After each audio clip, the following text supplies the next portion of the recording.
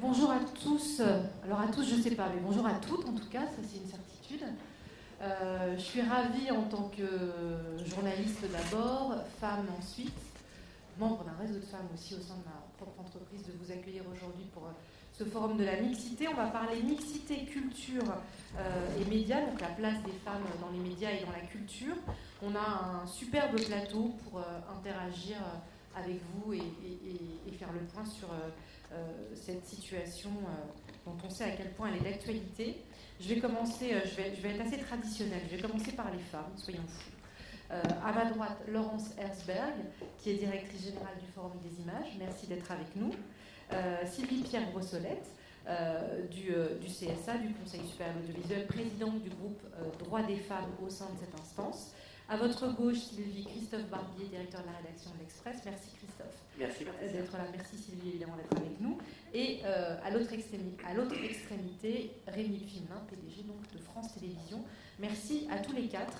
Alors notre discussion va être en partie nourrie par l'étude du CSA sur cette question. C'est pour ça que je vais tout de suite donner la parole à Sylvie Pierre Brossolette sur l'état des lieux, sur le constat, et pour poser le débat, en quelques chiffres, en quelques mots, est-ce que vous pouvez nous donner les principales clés de cette place des femmes dans les médias notamment? Alors, votre petit micro qui marche. Est-ce qu'il marche? Voilà.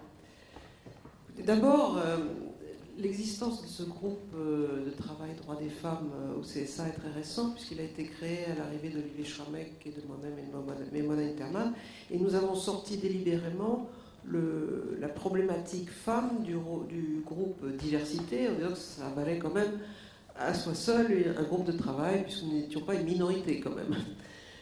Donc à partir de là, on a travaillé, j'en ai pris la présidence de ce groupe, et c'est le moment où le gouvernement se préparait à insérer dans une loi égalité hommes-femmes des mesures spécifiques aux médias pour donner au CSA des pouvoirs supplémentaires pour favoriser, veiller, encourager et éventuellement contraindre les médias à accorder une meilleure place aux femmes et à garantir une image moins stéréotypée. Et ça a été le travail d'un an, la rédaction de cette loi. Elle a été publiée, promulguée le 4 août dernier. Et aujourd'hui, donc notre travail, c'est d'essayer de mettre en musique pratiquement les conclusions de cette loi, qui sont qu'il faut que les femmes soient justement représentées et que les stéréotypes disparaissent peu à peu des antennes. C'est une énorme ambition. Nous allons commencer simplement le travail. Tous les contacts que j'ai eus avec les chaînes, les producteurs, les auteurs-réalisateurs ont été dans le bon sens, et je pense qu'à partir de l'année prochaine, on va pouvoir commencer à faire un état des lieux. L'état des lieux avait malheureusement déjà été fait. C'est ce à quoi vous faites allusion. Il y avait eu beaucoup d'études de fait sur à la fois la place des femmes sur les plateaux, les JT, ce qu'on appelle les expertes.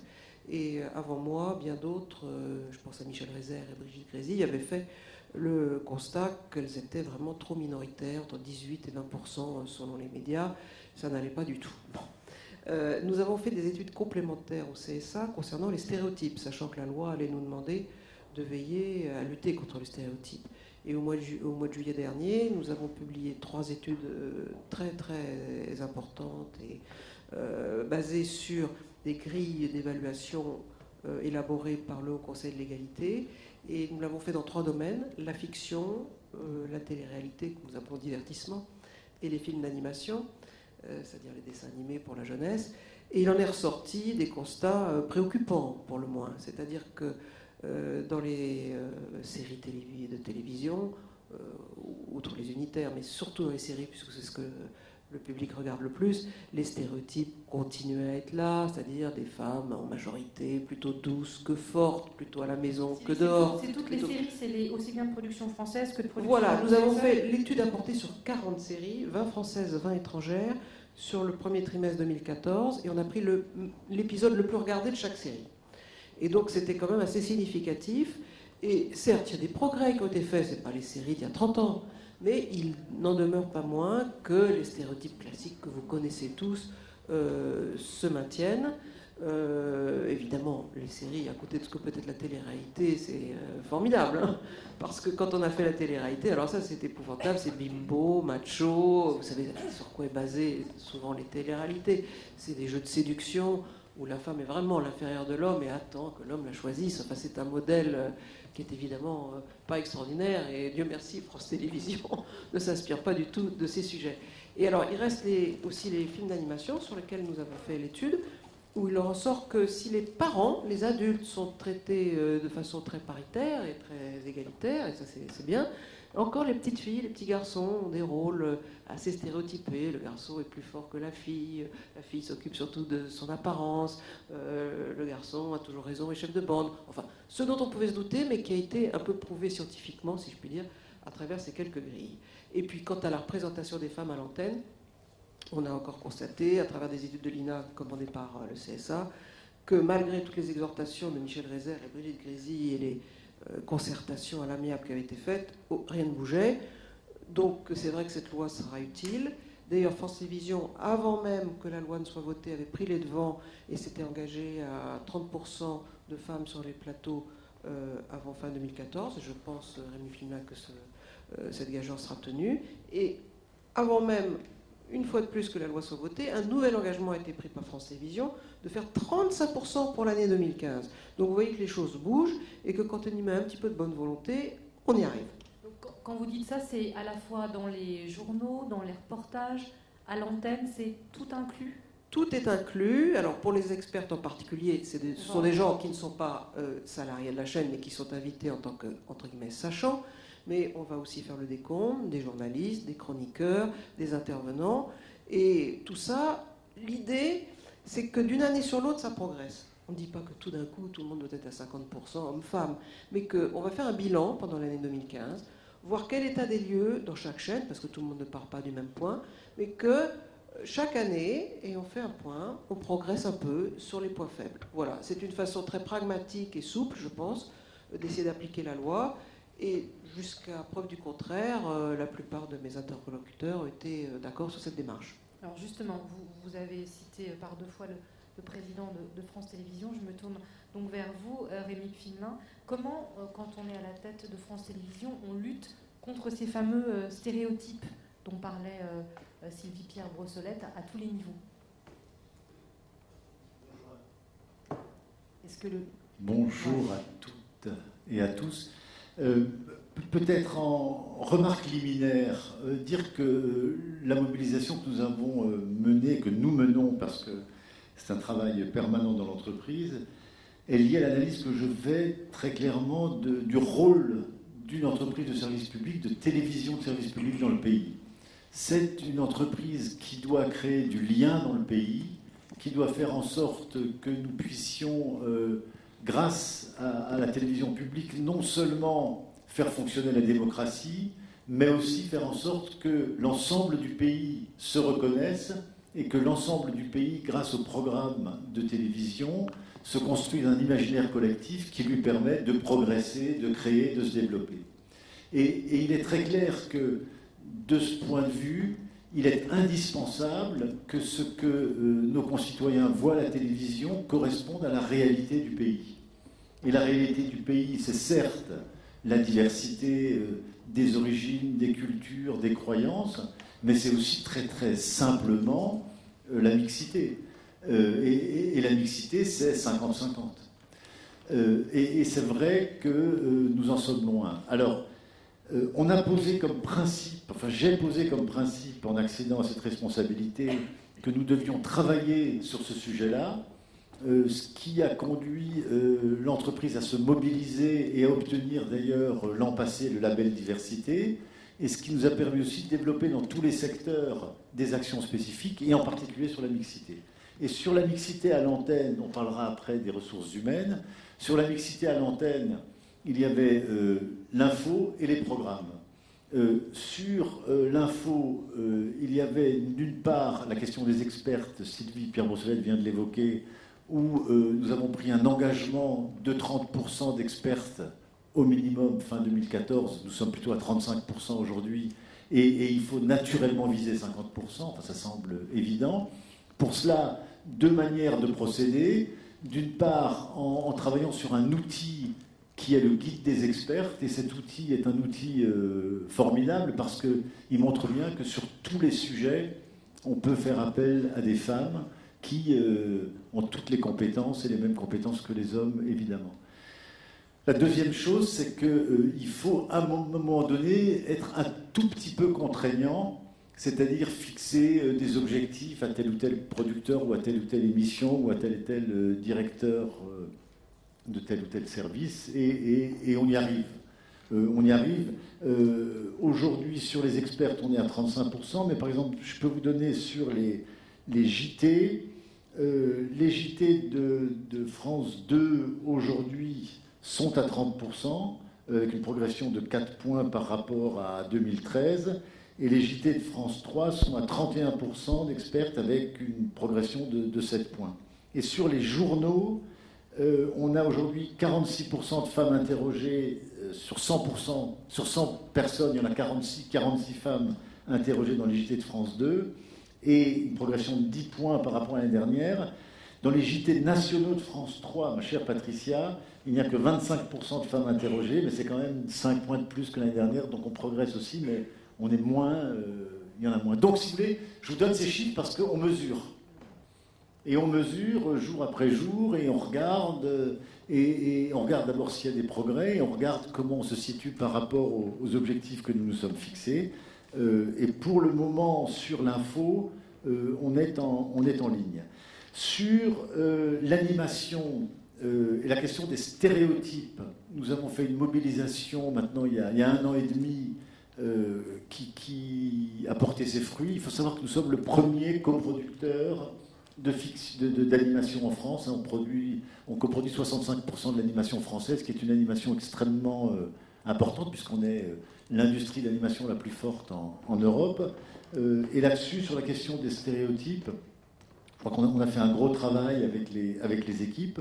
On vient de lancer la même chose sur la fiction, avec un travail sur les stéréotypes en fiction, mais là, le résultat sera plus long à venir, parce qu'il faut savoir qu'une fiction qui est lancée, qui est étudiée, n'arrive à l'antenne que 2 ans et demi après. Donc c'est un travail qui est en cours. Alors je voyais Laurence Herzberg qui opinait du chef et qui crispait un peu les sourcils en vous écoutant sur les stéréotypes dans les fictions. Ça vous concerne aussi, hein, ces stéréotypes. On parlait tout à l'heure des séries avec Sylvie Pierre Brossolette. Alors il y a très longtemps, il y avait Ma sorcière bien-aimée qui était à la maison, qui préparait des petits plats et qui bougeait son nez dès qu'elle voulait quelque chose. Il y a eu Borgen aussi, qui était quand même beaucoup plus moderne, avec une femme au pouvoir, des femmes autour d'elle, d'autres caractères forts dans la série. Est-ce qu'entre ces deux extrémités, on va vers une tendance qui est plus satisfaisante au regard de la mixité En fait, c'est assez varié. Donc ici, nous organisons un festival de séries chaque année, Sérimania, et c'est un des thèmes de Sérimania l'an prochain, c'est l'émancipation des femmes dans les séries.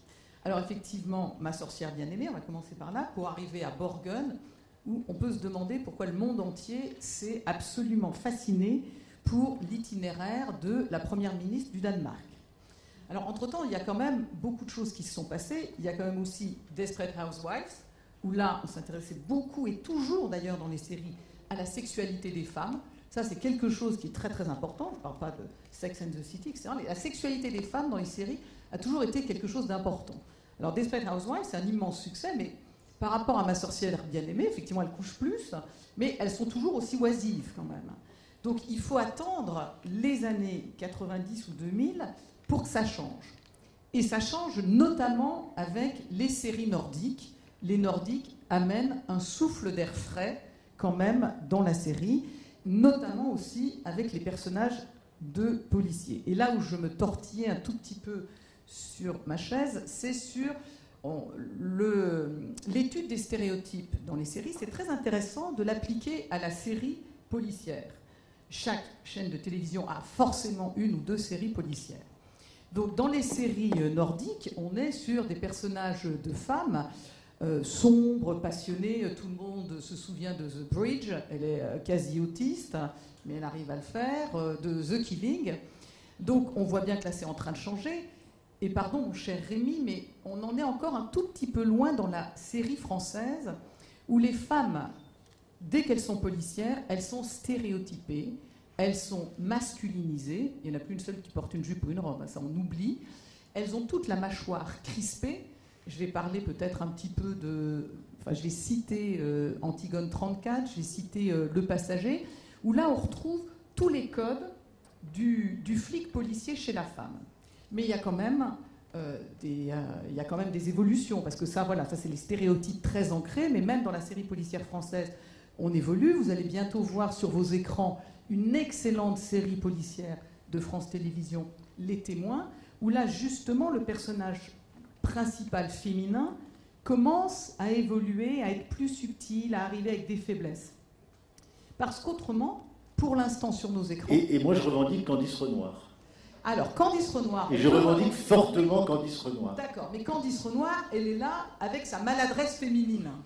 Bon, non, son intelligence féminine qui lui permet de régler les situations là où les machos n'y arrivent pas. Non. Bon, moi, je préfère Les Témoins. Je fais de la pub pour France Télévisions, Les Témoins, c'est une excellente série. Donc là, on voit bien qu'il y a encore des stéréotypes à l'heure. C'est comme... Alors là, malheureusement, vous avez eu de la malchance, c'est dans Les Femmes de pouvoir. Il y a cette excellente série dont on vient de parler, Borgen, et du coup, et c'est très bien d'ailleurs, les hommes de l'ombre ont visé à atteindre la même chose et à faire... Et ça partait très bien. Mais c'est une femme au pouvoir, hein, quand même. Attendez, ça partait très bien dans la première saison. Voilà, l'objectif de la femme, c'était de devenir président de la République. Mais là, malheureusement, le destin a rattrapé le scénariste. Très clairement, la comédienne n'a plus voulu le faire. Donc, dans la deuxième saison, elle ne va plus être présidente de la République. L'héroïne, elle va être femme de président de la République. Donc là, il y a un petit retour en arrière. Mais là, vraiment... Nous n'y sommes pour rien. Le groupe n'y est pour rien. Si Hillary Clinton nous écoute, hein, qui a le témoignage. Est-ce que je peux citer quelques exemples? Il y en a pour tout le monde. Parce que j'avais la parole à Christophe. Oui, pardon. Christophe va être patienté encore 3 minutes. C'est très gentil. Parce que j'avais fait à l'intérieur de ces 40 séries qu'on avait examinées, du coup j'avais regardé des petits extraits, mais c'est très difficile de les diffuser, il faut demander les droits de tout le monde. Mais je peux vous faire un résumé vraiment en quelques secondes, et il y en a absolument pour tout le monde. Alors, bien sûr, je fais la part de l'humour, etc., et du second degré, mais enfin quand même. Donc, Call the Midwife, sur D8. Une infirmière donne des conseils à une femme enceinte alitée et bien éveillée. Le mari parle à la place de sa femme. Avec l'infirmière, l'épouse est muette. Dans Clem, sur TF1, l'épouse est réduite au rôle de masseuse de son mari. Dans Famille d'accueil, sur France 3, l'épouse plie et range le linge familial devant son mari qui réfléchit à haute voix dans son lit en se demandant s'il est électro-compatible. Dans Parents mode d'emploi sur France 2, un mari crie à sa femme « Elles sont où mes chemises ?» Ne trouvant rien de propre dans son placard, sa femme lui répond « Les chemises sont dans le panier, il faut faire une lessive. » Alors plutôt que de s'y mettre, le mari préfère extirper une chemise sale. Dans Scène de ménage, sur M6, oui, il y en a pour tout le monde, hein, 2 moments savoureux. Dans le premier, une femme... Sylvie, il y a Rémi Filmin qui dit que c'est un point positif que le mari finalement mette sa chemise sale. Bravo. Donc, je vous dis, alors pour 10 secondes, sur M6, hein, dans Scène de ménage, première scène, une femme nourrit son bébé à la petite cuillère pendant que son mari philosophe sur l'art d'être père et de ses difficultés. Dans le second, une femme débarrasse le repas et lance à son mari qui ne bouge pas de sa chaise « Tu pourrais m'aider !» Le mari se contente de lui passer la salière en disant « Que cela ne devienne pas une habitude !» Dans Soda, sur TMC, une mère de famille devise devant ses 3 enfants attablés à faire leurs devoirs sur le combat des femmes tout en astiquant sa cuisine. Le droit de travailler, c'est une grande victoire. Le ménage, les courses, faire la boniche, elles ont combattu contre les femmes. Et elles continuent d'astiquer. C'est pour vous dire que ça se niche partout. C'est sympathique, on peut en rire. Mais s'il n'y avait que ça sur les écrans, ça serait catastrophique. Alors heureusement, des progrès ont été faits à France Télévisions et partout ailleurs. Mais le chemin est long parce que nous vivons de stéréotypes. On en rit. C'est difficile de les éliminer. Simplement, on peut déjà en prendre conscience et se dire à chaque fois qu'on commande une production, que les producteurs ou les auteurs-réalisateurs en conçoivent une, qu'ils se disent attention, qu'est-ce qu'on est en train de faire? Voilà, c'est juste pour attirer l'attention que nous sommes là. Christophe Barbier, est-ce que, j'imagine que oui, c'est une réflexion qu'on tient quand on dirige une rédaction comme celle de l'Express, d'abord pour sa une évidemment, qui est toujours très emblématique, Est-ce qu'il y a beaucoup de femmes en une de l'Express? Est-ce que dans la construction des reportages, du magazine, est-ce que c'est une réflexion, la mixité, ou être représenté au plus près la diversité de la société? Oui, oui, on a cette préoccupation, même si elle n'est pas toujours aussi aiguë que ce qu'on peut avoir sur les écrans de télévision, parce que les médias de presse écrite ne sont pas des masses médias qui, comme la télévision, doivent à la fois refléter la société, mais sont aussi des sculptrices de la société. Ces chaînes de télévision, elles font la société autant qu'elles la montrent. Avec la presse écrite, on a moins d'ambition, parce qu'évidemment, on touche moins de monde. On a quand même cette ambition de représenter quand même au plus juste, et surtout d'éviter les impairs. C'est pas toujours facile. C'est pas toujours facile. Par exemple, pour le dossier des experts, on n'a aucun problème, évidemment, que ce soit pour les femmes politiques ou pour les femmes expertes de la société civile, à avoir dans nos colonnes, à donner dans nos colonnes la parole à des femmes. Là, il n'y a absolument aucun problème, et on n'a même pas besoin d'y penser. C'est même pas, on n'a pas de comptabilité de cela. En revanche, on a de grandes difficultés sur les unes du journal, à trouver des femmes pour incarner le sujet de une.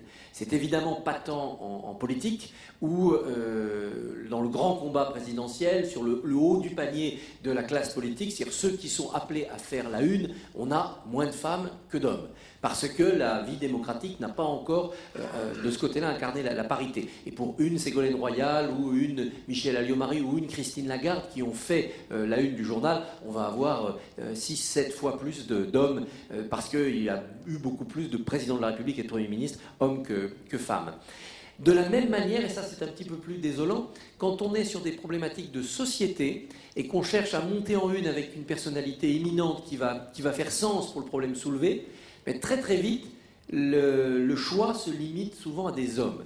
Si on veut faire des unes sur des grands sujets de santé ou de société, on va se retrouver avec David Servan-Schreiber, Boris Cyrulnik, Ruffo, qui ont fait tous plusieurs unes de la plupart des news, compte tenu du succès de leurs ouvrages et du côté mentor, gourou qu'ils ont pu avoir. C'est la même chose quand on va à l'étranger, où on va trouver chez les grands professeurs américains ou asiatiques des hommes, beaucoup plus souvent que des femmes, pour incarner à la une des problématiques de société, comme s'il y avait une sorte de plafond de verre entre l'accès aux pages qui est aisé et égalitaire et l'accès à la une qui reste discriminant. Donc, il y a des exceptions. Sauf que c'est juste la représentation à peu près exacte de ce qui se passe dans la société, oui, simplement, où les femmes sont quand même en but à ce plafond de verre pour les postes à responsabilité, quelque discipline que ce soit. Alors, il y a la représentation de la société, parce qu'en effet, les femmes butent sur ce plafond de verre, y compris pour l'accès à la production de livres qui deviennent des best-sellers. Alors ça s'arrange, ça s'améliore dans des tas de domaines, à commencer par le polar qu'on évoquait pour les séries télé. Le polar écrit, les femmes en littérature, bien sûr, ont gagné toute leur place, mais c'est vrai que pour les grandes découvertes de la médecine, qui peuvent donner des livres qui ont un grand succès, donc des unes de news, eh bien on a quand même très très peu de femmes. Donc il faudra attendre, il faut encore attendre que dans la société, elles aient pu conquérir ces places éminentes et se retrouver à la une des news. Il serait bon aussi que les journaux fussent incitatifs de ce côté-là, et l'audace parfois de mettre à la une des femmes pour ce qu'elles ont accompli, ce qu'elles ont écrit, même si elles n'ont pas encore une notoriété. Et ça, on n'a parfois pas tout à fait l'audace de le faire, parce que le manque de notoriété peut être préjudiciable commercialement, hommes ou femmes.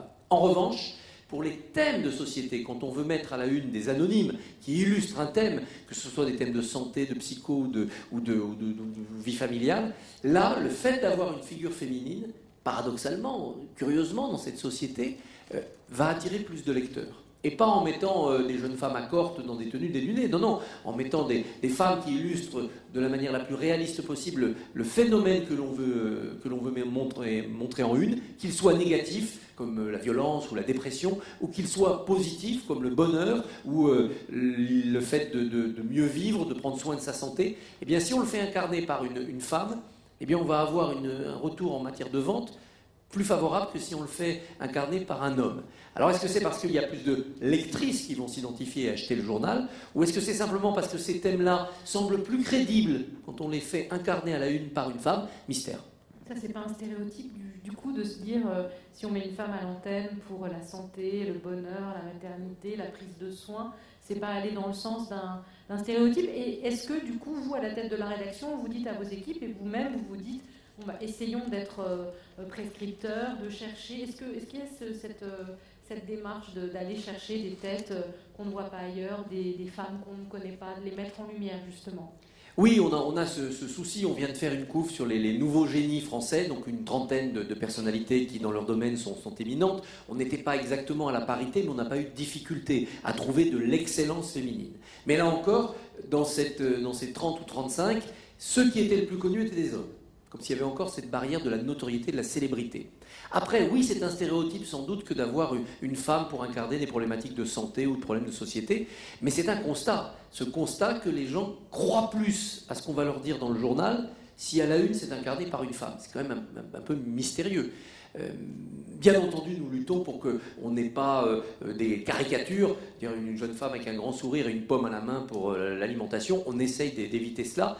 On bute là sur un autre problème, c'est les banques d'images. C'est que dans une période où la presse n'a pas beaucoup de sous, on fait moins de production évidemment pour ces couves-là, donc on a recours aux banques d'images, nationales ou internationales, et là, sur ces sujets-là, 90% de ce qui est proposé, c'est des stéréotypes féminins. Alors, Laurence Ellsberg et Sylvie Pierre Brossolette réagissent, et après je me tourne vers Rémi Film. Non mais en fait, je voulais réagir pour faire aussi notre mea culpa dans le cinéma. Nous accueillons ici chaque mois une masterclass, donc une leçon de cinéma, d'un grand réalisateur ou d'une grande réalisatrice et moins fréquemment de comédiens et de comédiennes. On en a fait 55 depuis la réouverture du Forum des images. Je vais oser dire qu'on a accueilli cette femme. Donc la difficulté que vous avez à pouvoir mettre en une des personnages extrêmement forts, leaders sur le plan politique, on la retrouve dans le cinéma, dans les métiers qui sont dans le métier qui est le plus noble et le plus considéré dans le cinéma, qui est la réalisation. On a accueilli John Borman, on a accueilli Coppola, on a accueilli etc. On a accueilli extrêmement peu de femmes réalisatrices. Alors c'est vrai que c'est un peu la même chose que pour vous, c'est-à-dire que lorsqu'il faut les mettre en lumière, celles qui sont prééminentes, si on ne les a pas fait naître du bas, elles ne peuvent pas monter d'un seul coup. Il n'y a pas de génération spontanée. Alors c'est vrai que maintenant dans les écoles de cinéma, et on parle de toute une génération de jeunes femmes montantes, et France Télévisions a coproduit pas mal de leurs films, et on parle de Céline Sciamma, et on parle sur Bande de filles, on parle de Rebecca Zlotowski sur Grande Centrale, etc., etc. Mais quand vous voulez taper tout en haut du panier, pour l'instant ce sont encore des hommes.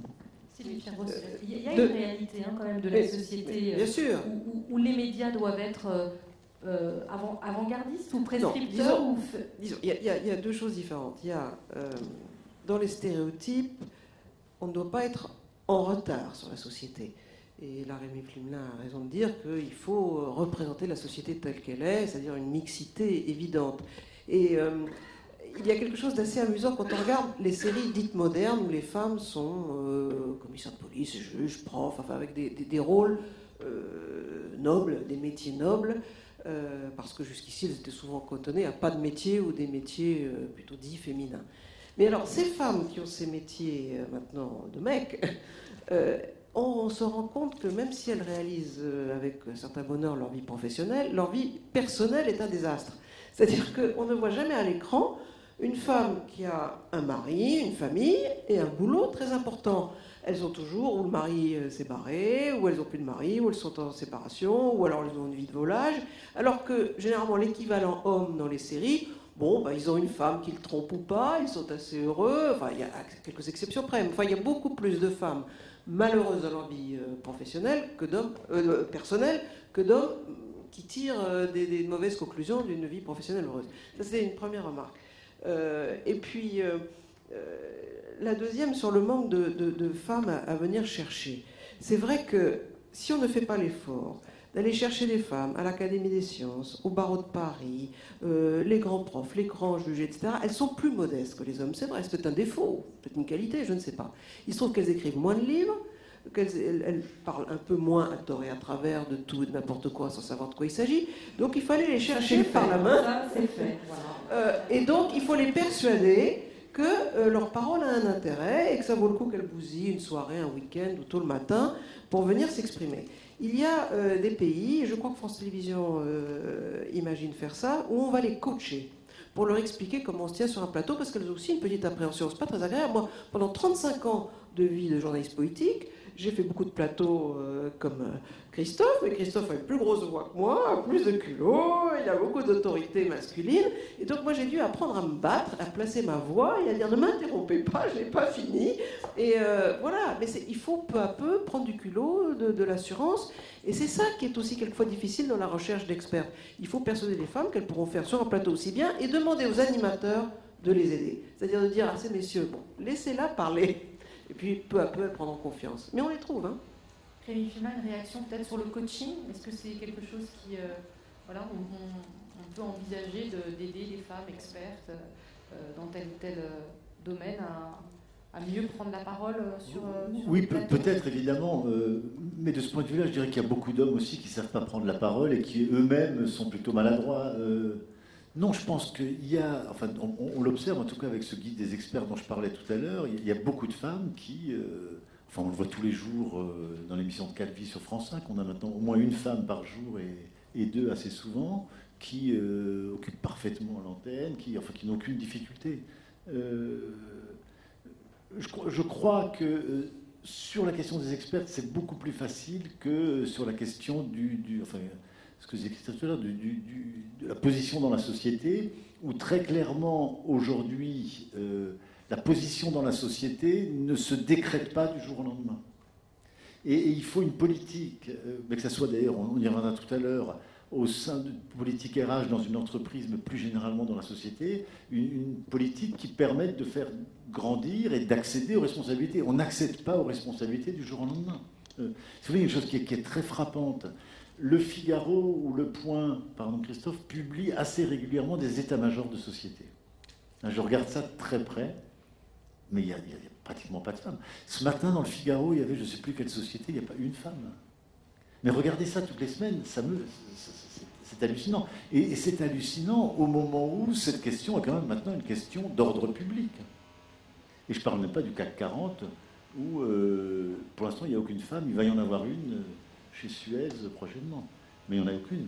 Donc on est bien dans une société où aujourd'hui les postes sont occupés par des hommes, mais on ne peut pas non plus dire du jour au lendemain, bon là on va mettre 30% de femmes, ça ne marche pas comme ça. Il faut les faire grandir, les former, les amener à prendre des responsabilités. Enfin je l'évoquerai pour France Télévisions tout à l'heure. Sur ce qu'on voit à l'antenne, Rémi Fimelin, sur la représentation des femmes à l'antenne, France Télévisions est plutôt un bon élève. Il y a eu de la résistance pour ça, ça s'est fait progressivement, ça a été une volonté politique forte. Il y a une volonté politique forte que je crois avoir incarnée très tôt, après ma prise de fonction, mais que j'avais déjà d'ailleurs mis en avant lorsque j'étais patron de France 3 il y a de nombreuses années, où dans des séries comme Plus belle la vie, c'était dans le cahier des charges, hein, contre les stéréotypes, et notamment sur les questions de diversité. Je n'ai pas senti de résistance. Je dirais qu'à un moment donné, lorsqu'on affiche les choses comme une nécessité absolue, en intelligence, je crois que les gens le comprennent et le mettent en œuvre. Ça ne se fait pas du jour au lendemain, mais je n'ai pas senti de résistance. Et quand Sylvie, quand Sylvie disait tout à l'heure les caractères au sens de personnages dans les séries, vous parliez de Plus belle la vie, de la volonté que vous avez chez vous jusqu'à l'écriture très concrète des épisodes et de la réalisation, ce fil d'avoir une volonté de diversité et d'unicité est tenu. Parce qu'un réalisateur, je fais l'avocat du diable, mais un réalisateur peut très bien vous dire, écoutez, c'est pas mon personnage, moi je le vois pas comme ça. Oui, voilà. Il doit être tenu à l'écriture. Ce qui veut dire qu'à un moment donné, et c'est peut-être là la difficulté, il faut que vous ayez dans les équipes qui suivent un projet, donc les unités de programme, une volonté très claire d'aller dans cette direction. Et en termes d'écriture, d'être très clair sur l'axe. Enfin, encore une fois, le policier peut être une femme qui n'est pas caricaturale, ou le médecin peut être quelqu'un d'origine d'Afrique du Nord. Enfin, mais ça, il faut le tenir à l'écriture. Après, le réalisateur, je pense qu'il y a beaucoup moins de difficultés. Oui, surtout qu'on peut très bien s'expliquer avec le monde de la création, qui est toujours très vigilant sur son indépendance. Il y a beaucoup de réalisateurs hommes, c'est ce que disait Oui, Laurence. non, mais d'abord, pour ce qui est des séries, c'est 8% les femmes réalisatrices de séries. Et d'ailleurs, Rémi Flimelin a envoyé un message à La Rochelle, à ce cercle précis de femmes qui sont vraiment plutôt, pour l'instant, objectivement maltraitées ou peu traitées par les médias, en disant que France Télévisions s'engagerait à augmenter le pourcentage de femmes réalisatrices sur ses antennes, ce qui est une très bonne chose. Mais c'est vrai que plus il y aura de femmes un peu aux commandes de la production, de la réalisation ou des auteurs, plus il y a de chances quand même que des personnages féminins émergent dans les propositions faites aux chaînes. Après, effectivement, c'est aux chaînes de faire un peu son choix, de donner ses directives, de dire voilà quel type de série ou de fiction nous attendons, correspondant un peu plutôt à la modernité, enfin à regarder de l'avant plutôt que le rétroviseur. Ça ne peut quand même pas trop choquer le monde de la création que de dire on va plutôt transgresser à travers les fictions qu'on met à l'antenne les vieux clichés, on va aller vers l'avant plutôt que de reproduire toujours les anciens. Ça je pense, et c'est un discours que j'ai tenu aux intéressés, qui passe a priori plutôt bien. Donc il y a de l'espoir, il faut un petit peu de volonté à tous les niveaux, c'est vrai, que s'il n'y a pas un patron quelque part qui dit ça sera comme ça, bon, les vieilles habitudes restent, et puis on joue la sécurité, on n'innove pas.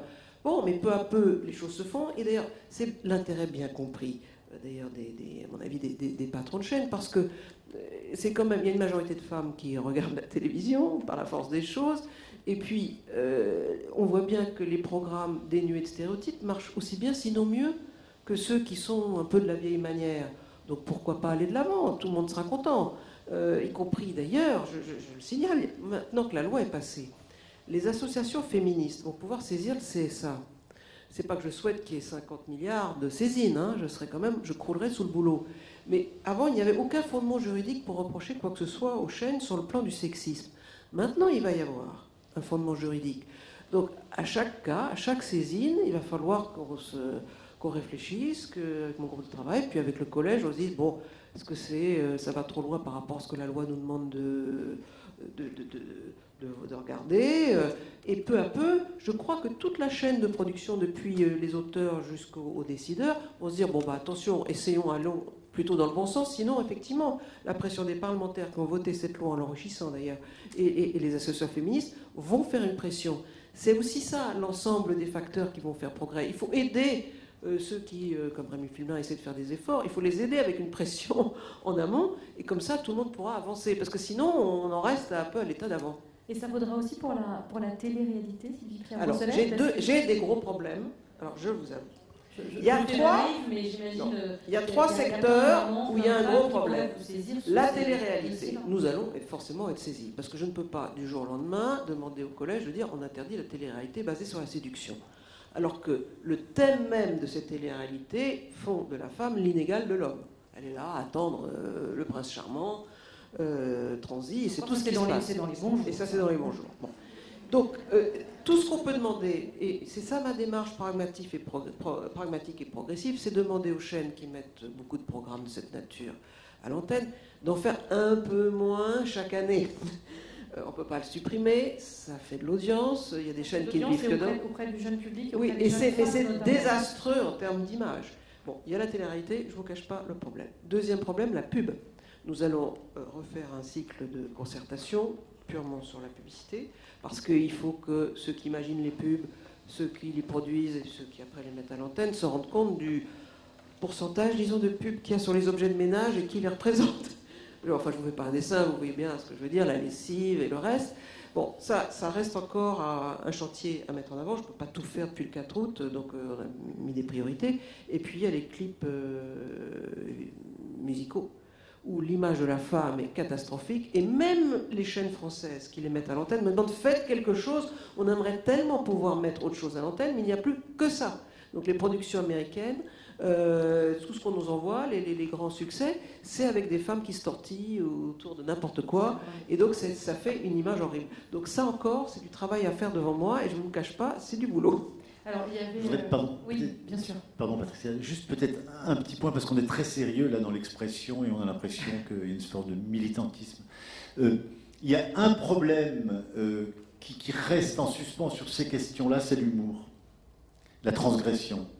Et c'est vrai qu'aujourd'hui, nous sommes dans un monde où l'humour et la transgression sur ces questions de société est très mal vécu et très mal vu. Et je pense qu'il faut qu'on trouve le moyen. Je réagis un peu parce que Sylvie parlait de parents mode d'emploi tout à l'heure. Typiquement, on est dans le second degré. Mais au-delà même de cette série-là, de façon plus générale, il faut qu'on se permette plus de transgression, plus d'humour, plus de mise en abîme sur un certain nombre de sujets pour aussi faire vivre tout ça de façon un peu souriante. Je suis d'accord. Parce qu'on a un militantisme un peu sérieux, je trouve qu'on est bien sérieux. Je suis d'accord. On pourra faire d'autant plus d'humour et de second degré que sur les émissions, les fictions dites sérieuses, on verra des choses plus modernes. À ce moment-là, c'est facile de se moquer. Mais s'il n'y a que des séries ou des fictions qui sont un peu à l'ancienne manière, plus de l'humour qui n'est pas toujours compris au deuxième degré par tout le monde, c'est là que ça ne fait pas avancer la cause. Donc, tout à fait d'accord pour l'humour, du moment que sur le reste, on soit un peu dans les clous. Moi, je suis d'accord avec Rémi sur le côté transgressif. Là, on va parler de quelques séries américaines qui sont complètement transgressives sur les personnages féminins. Il y en a une qui est divorcée, oui, et pour assurer la survie de la famille, elle fait pousser de la vache chez elle et elle devient vendeuse d'âge avec beaucoup d'humour. Ça, le CSA n'aimerait pas en France, je pense. Voilà, ça c'est une vraie question. Ou Nurse Jackie. C'est très intéressant, Nurse Jackie, parce qu'à mon avis, ça reflète aussi une certaine réalité du stress de la femme, qui doit être à la maison, qui a un boulot, qui est infirmière, et qui du coup se dope au boulot, parce qu'autrement elle n'arrive pas à concilier l'ensemble. Et c'est fait avec beaucoup d'humour aussi. Là, ce type de transgression, on ne l'a pas encore sur nos écrans. Alors, je ne sais pas ce que dirait le CSA. Le H, difficile. Hein. Voilà, le H, c'est difficile, mais la ménagère, ça c'est parfait. On a parlé déjà du cinéma, Laurence, tout à l'heure, mais pour revenir à des choses un peu austères, Président, 23% des réalisateurs de longs métrages seulement sont des femmes. Les films réalisés par des femmes sont en général moins chers que ceux réalisés par des hommes. Les réalisateurs, vous le disiez, sont majoritairement des hommes. Les femmes sont souvent script, les hommes ont plutôt des métiers techniques. Et tiens, les assistantes réalisateurs sont souvent... les assistants sont souvent des assistantes. Ça, c'est... On n'est pas bon. On n'est pas bon. On n'est pas bon. On n'est pas bon. Pourquoi les budgets sont plus souvent inférieurs pour ceux des femmes? C'est parce qu'en fait, dès que vous aurez... les femmes seront plutôt dans le cinéma indépendant avec des budgets moins importants. Dès que vous aurez un gros film avec beaucoup de budget, vous le confierez à un homme. Je rappelle pour tout le monde, et ça c'est la tarte à la crème, qu'il y a une seule Palme d'Or féminine depuis le début de l'existence du Festival de Cannes. C'est comme si la responsabilité financière et la responsabilité de l'aboutissement d'un projet très important ne pouvaient encore pas, dans le milieu du cinéma, être confiées à une femme. C'était Jane Campion pour la C'est Jane Campion pour la leçon de piano. Le travail, Rémi Fimelin, des filiales cinéma du groupe sur le deuxième regard, ça c'est quelque chose d'important qui peut aider à changer les choses? Oui, sûrement. Alors, on a une sensibilité. Sylvie Perrosset disait que j'ai signé un accord concernant, là encore, l'augmentation du nombre de femmes réalisatrices. Il faut que vous sachiez aujourd'hui qu'à la FEMIS, c'est 50-50. Donc à la FEMIS aujourd'hui, sur 100 diplômés, il y a 50 femmes et 50 hommes, ce qui me semble normal. C'est le cas aujourd'hui de beaucoup. Ce qui est beaucoup. important, Rémi, ce qu'on n'a pas, c'est de savoir, dans ces 50% de femmes diplômées, combien vont faire leur premier film. Oui, mais c'est bien la question. Donc aujourd'hui, sur les filiales cinéma, on a là une dizaine de films en préparation, 10 exactement d'ailleurs, non 11 pardon, 5 sur France 2 et 6 sur France 3 en préparation, dont les femmes sont dont les réalisatrices sont des femmes. Sur les fictions, ça a été évoqué tout à l'heure, on va essayer d'avoir une pression particulière sur les séries. Lorsque vous avez des séries, vous avez plusieurs réalisateurs. Ayant plusieurs réalisateurs, on peut imposer qu'il y ait une proportion de femmes. On va essayer de faire 30% de femmes au moins. Après, sur les unitaires, c'est plus complexe parce que ce sont des œuvres. Et pour le coup, on ne va pas choisir une œuvre parce que c'est une femme qui est réalisatrice. On va d'abord choisir une œuvre parce que c'est une œuvre qui correspond à ce qu'on veut mettre à l'antenne. Pour les séries, à partir du moment où on travaille sur des séries et nous souhaitons faire des séries de plus en plus longues, on peut se dire que là, on peut imposer un quota. C'est ce que nous allons faire. Laurence, vous avez des directives pour la programmation au Forum des images, pour essayer d'assurer une mixité visuelle, en tout cas de programmation, ou c'est compliqué aussi? C'est compliqué aussi, mais alors ce qu'on a fait du coup, c'est que volontairement, un de nos programmes cette saison s'appelle La Jeune Fille. Donc du coup, c'est de mettre la femme à l'honneur dans un programme d'environ 50 films qui va être consacré au mois de juin. Et là, c'est très intéressant aussi ce qu'on retrouve. C'est-à-dire que donc on va s'intéresser au phénomène de la jeune fille à travers l'ensemble du cinéma mondial. On va retrouver bien sûr toujours la jeune fille virginale, timide, etc., etc. Et on va retrouver là encore un intérêt fort pour la sexualité du personnage féminin et l'éveil à la sexualité et ses débordements. C'est toujours, que ce soit dans les séries ou dans le cinéma, un axe quelque part qui existe autour de la personnalité féminine. Et puis là où ça va être aussi quand même beaucoup plus intéressant, c'est la femme transgressive. C'est-à-dire que notamment, par exemple, dans le cinéma asiatique, la jeune fille, elle est dans des gangs, elle pratique le sport de combat, donc elle va transgresser. Donc c'est comme ça qu'on peut le faire, mais on est, nous, un peu comme les autres. On a du mal, c'est ce qu'on se disait sur les réalisateurs, c'est ce qu'on disait sur le cinéma. Mais le cinéma offre une telle palette qu'on peut quand même mettre effectivement les femmes à l'honneur. Juste pour terminer, on a un partenariat avec l'association Simone de Beauvoir.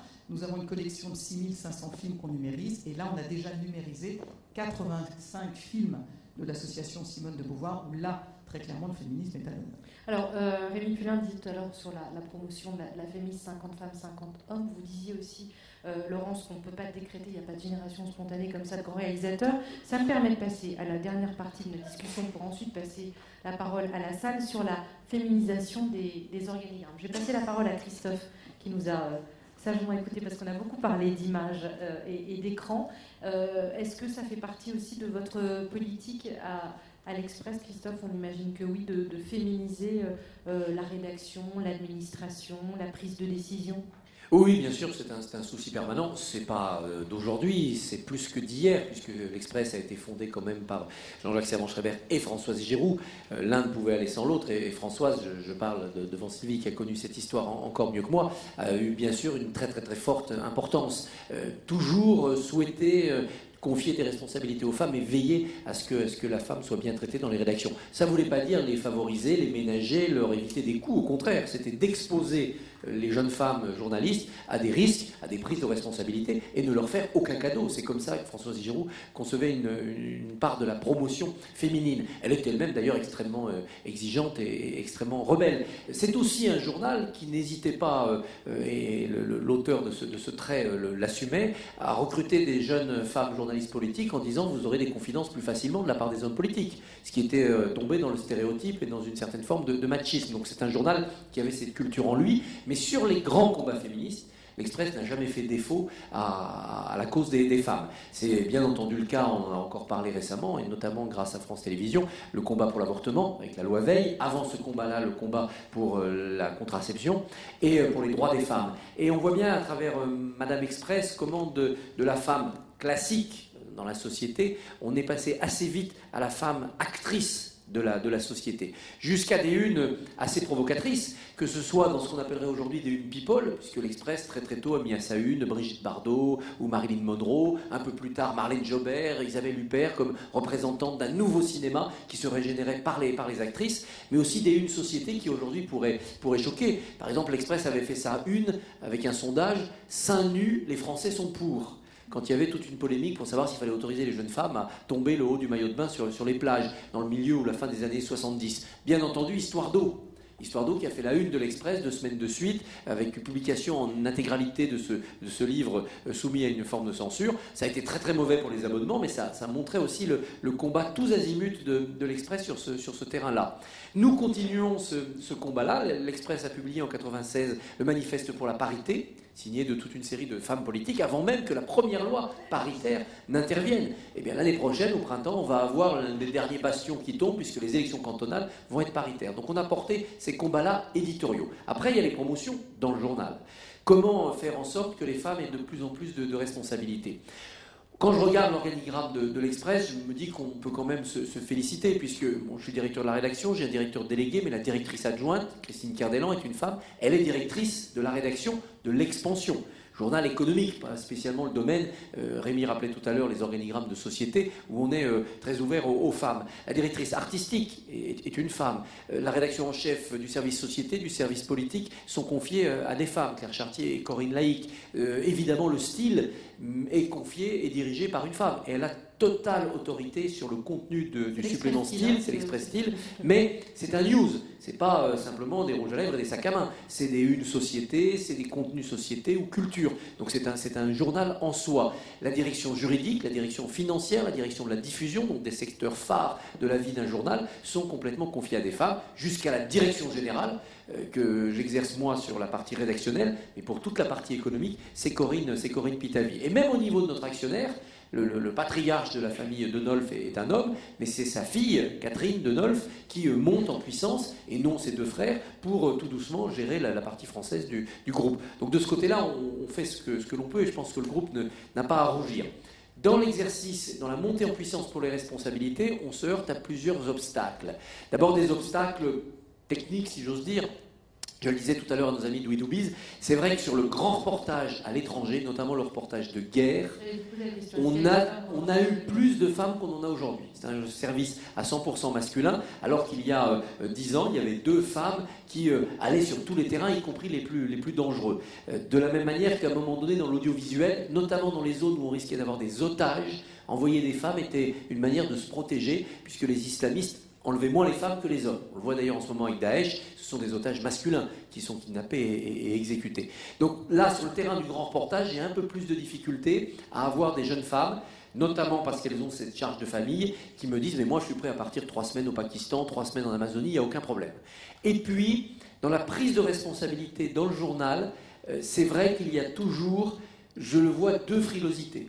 Une frilosité de la part des jeunes femmes, de devoir se colter en prenant des responsabilités la crise économique, et donc des réunions budgétaires, des réunions de combats financiers âpres, pénibles. Là, je sens de leur part le fait qu'elles n'ont pas envie d'avoir à avoir envers leurs collègues cette dureté gestionnaire. Et puis de la part des responsables hommes, se dire je vais me faire aider d'une adjointe femme, oh là là, mais si elle fait un bébé, pendant 3 mois je serai tout seul, le groupe va pas bien, on n'embauchera pas de remplaçant pendant sa grossesse, je vais être tout seul pour porter le fardeau. Voilà. Je sens ces freins revenir à cause de la crise économique plus fortement qu'avant.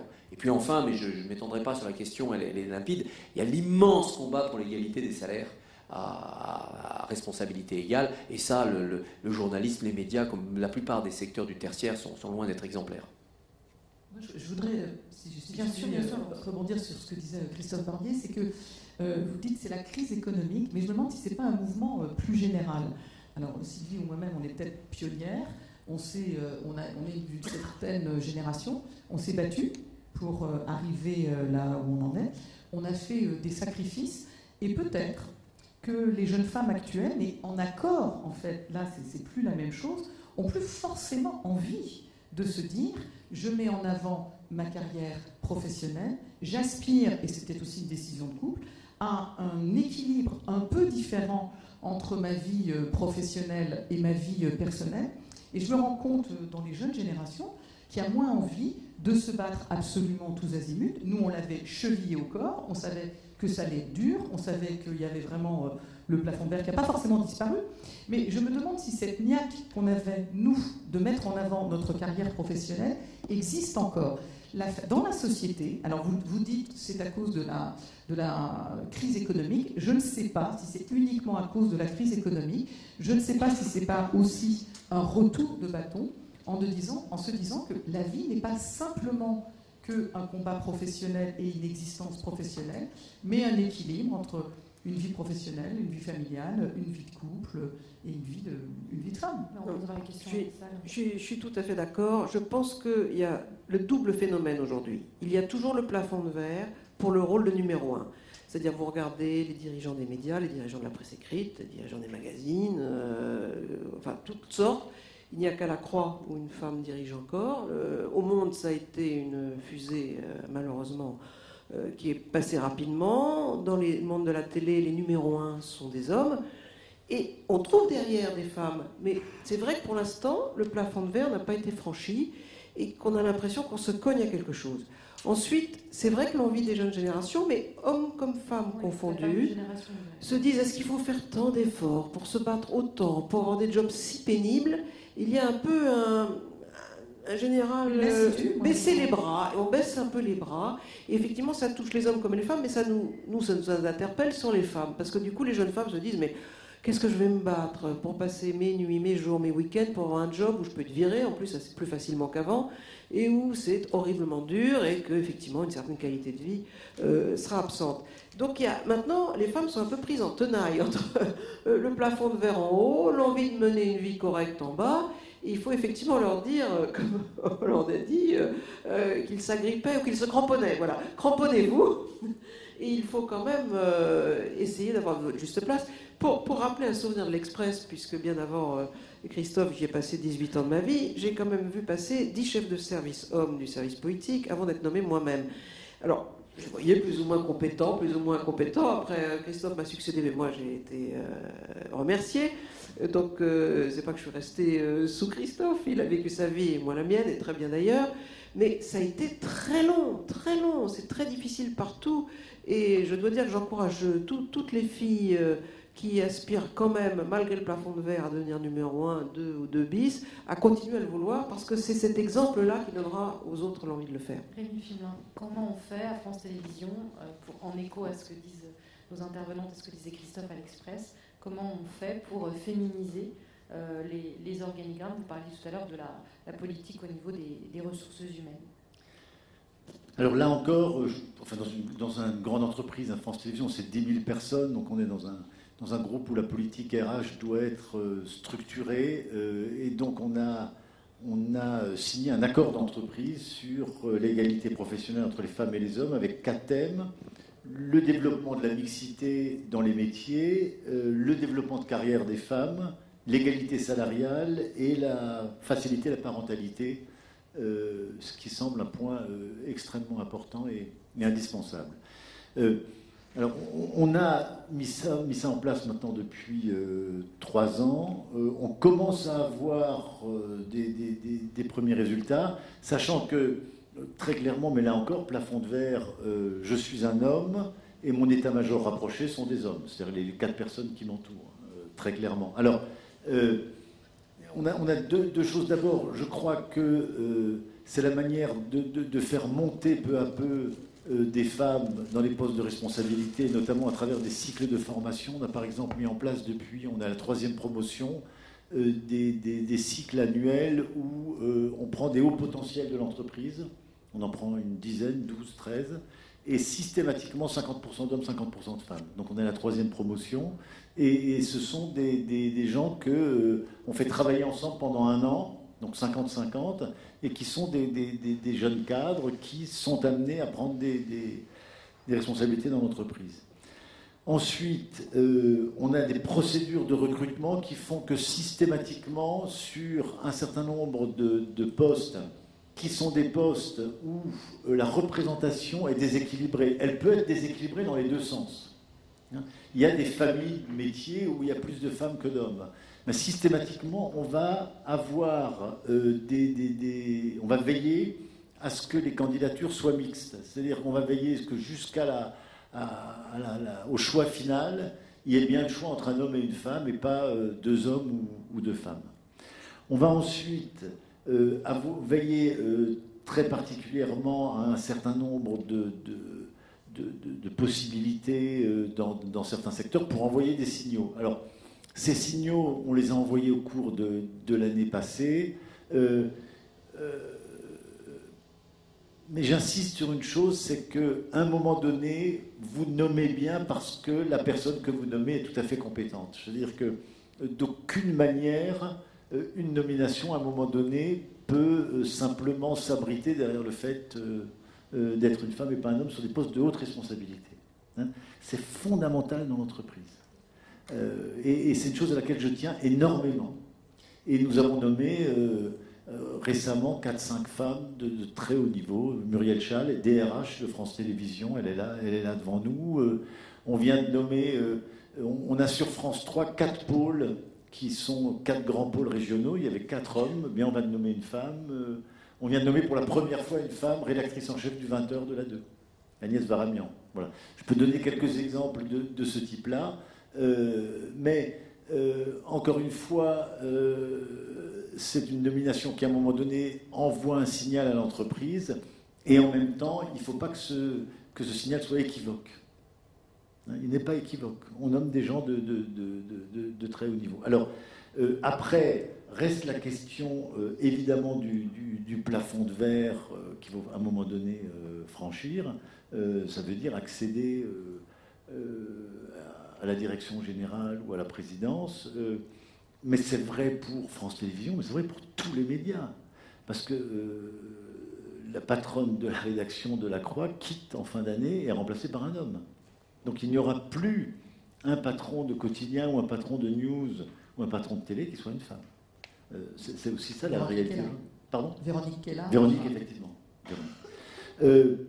L'autre point sur lequel je veux insister, c'est sur ce que vous venez d'évoquer sur les jeunes femmes qui... c'est pas lié uniquement aux jeunes femmes, c'est aussi les jeunes hommes. Hein, et cette question-là, il ne faut pas la résoudre. Je veux dire, on a aujourd'hui une vraie difficulté dans le monde dans lequel nous sommes à faire en sorte que des gens de 30 ans se disent « je vais me consacrer complètement à l'entreprise comme nous avons pu le faire ». C'est lié à d'autres choix de vie, c'est lié aussi à ce qu'ils peuvent voir de la manière dont les entreprises se comportent vis-à-vis de leurs cadres, et notamment de leurs cadres les plus dévoués. Donc on a une vraie question aujourd'hui qui dépasse et de très loin simplement le rôle de la femme, hein, parce que les jeunes hommes, c'est exactement la même chose.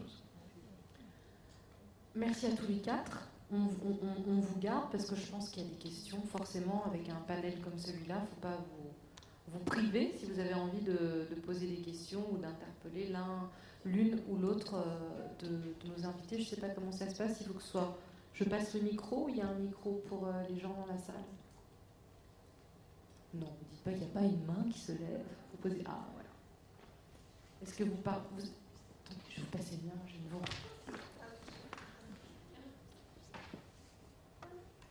Bonjour, j'ai une question qui s'adresse essentiellement aux messieurs.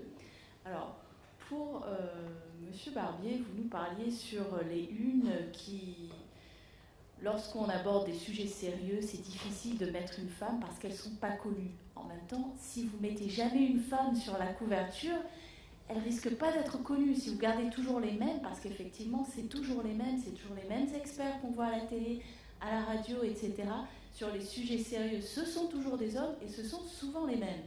Donc, est-ce que vous ne voudriez pas faire preuve d'un peu d'audace, exactement, et pour une fois mettre en valeur des femmes et pas sur des sujets, entre guillemets, réservés aux femmes. Ça, c'est la partie pour vous. Et pour Monsieur Fénelin,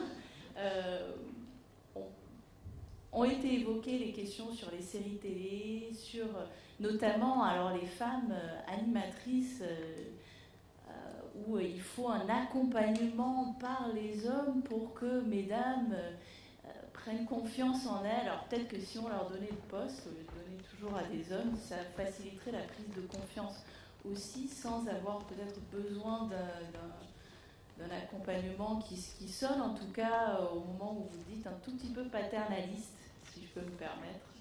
Voilà, donc peut-être ma question est donc en résumé pour tous les deux. Vous avez identifié les problèmes, maintenant qu'est-ce que vous faites pour y remédier ? Alors je vais commencer. La présence à la une d'un journal, c'est toujours une notoriété de ricochet, de seconde main. Il faut d'abord être célèbre parce qu'on a gagné un grand titre sportif ou créé une œuvre artistique mémorable ou qu'on a fait son nom en politique. Et là, sur cette notoriété-là, nous, on va analyser le phénomène. Donc c'est très difficile de mettre un inconnu ou une inconnue, quel que soit le sexe, ça n'a pas d'importance, à la une d'un journal comme ça, à brûle-pourpoint. Ex abrupto, c'est très difficile.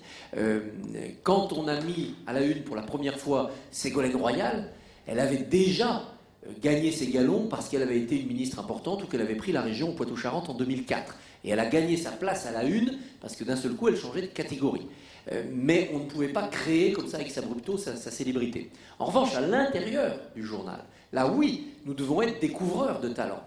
homme ou femme, jeune ou vieux, dire ce personnage-là est très important. On a braqué les feux comme ça il y a quelques mois sur un personnage dont la célébrité Internet a flambé, un chirurgien qui opère le cerveau sans endormir les gens. C'est quelqu'un qui était connu de son petit milieu et d'un seul coup on lui a donné de la place. La semaine prochaine, le 10 décembre, on aura 2 grandes interviews normalement à l'intérieur du journal. Vandana Shiva, qui est très connue internationalement mais pas très connue en France, qui se bat pour le développement durable, pour l'économie solidaire, et puis Daphné Koller, qui est une grande spécialiste de l'éducation, et notamment des MOOC.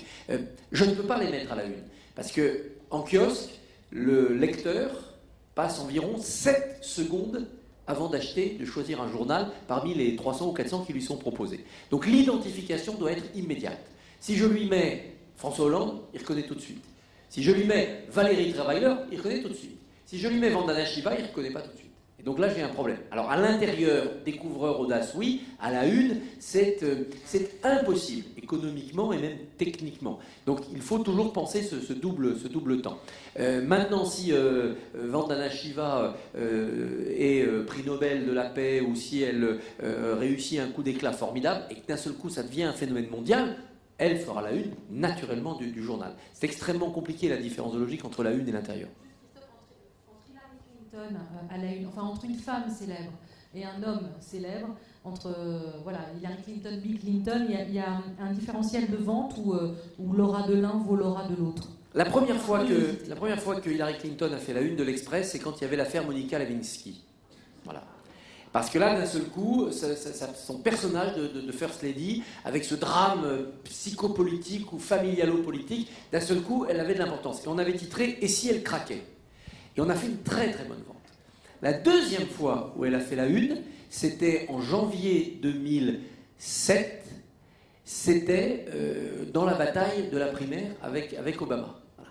On avait fait la première une sur Obama et on a fait quelques temps après la une sur Hillary Clinton. Donc d'un seul coup, c'était, si j'ose dire, comme homme politique que Hillary Clinton faisait la une. Et on avait fait une vente assez correcte d'ailleurs. Donc, mais encore une fois, c'est parce qu'elle était déjà célèbre, parce que Barack Obama commençait à être un nom qui tournait, qu'on a voulu aller explorer ce phénomène de notoriété, de nouveauté. Je ne me reconnais pas du tout dans ce que vous avez dit tout à l'heure, parce qu'à France Télévisions, je crois pour le coup, les journaux, c'est 50% d'hommes, 50% de femmes. Et sur les magazines, je veux dire, Cache Investigation avec Élise Lucet, Envoyé spécial, Pièce à conviction avec Patricia, Anne-Sophie Lapix tous les soirs, Alessandra Subler, enfin je pourrais, Caroline Roux, enfin, on a des quantités de femmes qui sont non seulement leaders, mais très souvent qui dirigent les magazines. Donc, que sur certaines télévisions privées, vous ayez des femmes un peu potiches à côté d'hommes qui, oui, mais franchement, ce n'est pas le cas de France Télévisions, d'aucune façon. Et moi, je suis très fier de toute cette galerie de grandes professionnelles qui font d'ailleurs des émissions à grand succès chez nous. Voilà. Autre question ? Il y en a... Allez-y, madame.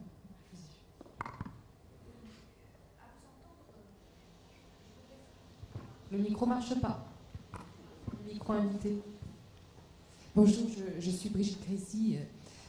J'ai peut-être, à vous entendre, 4 équations qui me viennent à l'esprit dont je voudrais savoir si elles fonctionnent auprès de vous. C'est-à-dire, par exemple, quand vous dites que la lutte contre les stéréotypes doit maintenir l'humour et la transgression, est-ce que précisément la lutte contre les stéréotypes, c'est pas la lutte contre le conformisme, et que du coup, lutter contre les stéréotypes, c'est vraiment mettre en place la déconstruction et donc la transgression. Alors ça passe par des histoires tristes, ça peut passer par des histoires gays, ou ça passe par la parodie et l'humour, mais est-ce qu'autrement dit, lutte contre les stéréotypes ne peut pas être équivalent à transgression? Oui. Deuxième chose, vous avez dit, les journalistes, on a du mal à voir des nouveaux visages à l'antenne. Est-ce que vous avez conscience que voir sans arrêt les mêmes vieux clients sur les plateaux télévisés, c'est quand même extraordinairement décevant pour nous, téléspectateurs et téléspectatrices? Et donc, est-ce qu'on ne peut pas dire que mettre des nouveaux visages, et notamment des nouveaux visages de femmes, ce n'est pas l'équivalent de innovation? Troisièmement, vous dites qu'il y a des femmes renonçantes, qu'elles sont renonçantes parce qu'elles veulent maintenir l'équilibre de vie, alors que nous, à notre génération, nous avons la niaque. Est-ce que, je suis sûre que toutes les jeunes femmes ont autant la niaque que nous, mais c'est vrai que la notion d'équilibre de vie, comme vous l'avez très bien dit, Monsieur le Président, retrouve une place très importante auprès des filles et des garçons.